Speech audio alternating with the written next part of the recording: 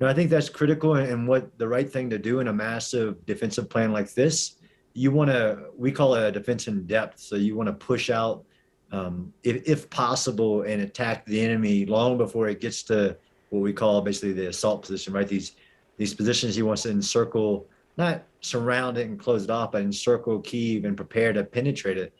These counterattacks, these small anti-armor ambushes and counterattacks keep Russia from doing what it wants to do and getting ready for this big battle that they want to have.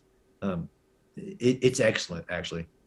Well, let's move on to the Russian tactics then. They haven't managed to get into Kiev proper yet. What do you think their tactic is? Is it deliberately to try and not do that, just to encircle it and put pressure in that way, or do you think it is to try and get in?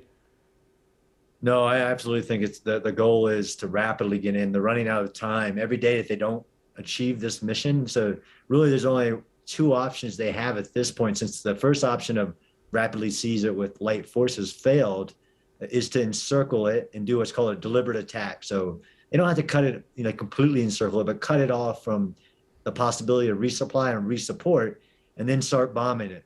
They won't try to bomb it into submission. I don't think that nobody believes that the Ukrainians will just give up no matter the bombing, especially the underground that's in this city specifically. They could survive, crazy amounts of bombing, but eventually the Russians will attempt to penetrate, as in push a very large armor formation into the defense and find a hole and then just ram through it.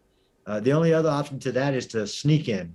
And I think this curfew that was imposed is a really big step into preventing basically that what we call the infiltration, or the Russians trying to sneak in.